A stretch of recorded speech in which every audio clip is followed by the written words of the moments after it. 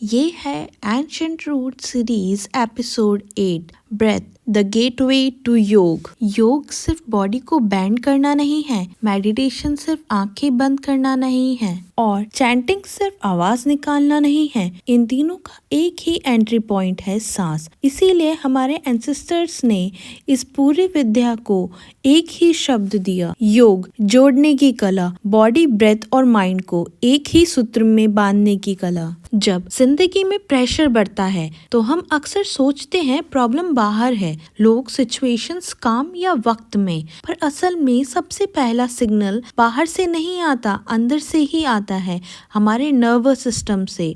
और उस सिस्टम का रिमोट कंट्रोल है सांस। जैसे ही हम स्ट्रेस में जाते हैं, बॉडी बिना पूछे एक मोड में चली जाती है, फाइट एंड फ्लाइट मोड। इस स्टेट में कॉर्टिसोल ऑटोमेटिकली बढ़ जाता है, हार्ट तेज धड़कने लगता है, डाइजेशन स्लो हो जाता है और माइंड सिर्फ सरवाइव करना चाहता है, फील नहीं। प्रॉब्लम ये नहीं है कि फाइट एंड फ्लाइट एक्टिव होता है, प्रॉब्लम ये है कि आज हम उसी स्टेट में जीना सीख गए हैं। इसीलिए हमारे एंसेस्टर्स ने ये सब अलग अलग प्रैक्टिसेस के रूप में नहीं, उन्होंने सिर्फ एक ही शब्द दिया, योग। योग का मतलब जोड़ना, सांस को बॉडी से, बॉडी को माइंड से और माइंड को अवेयरनेस से। जब ये तीनों एक साथ आते हैं तो बॉडी को सिग्नल मिलता है, अब आप सुरक्षित हो।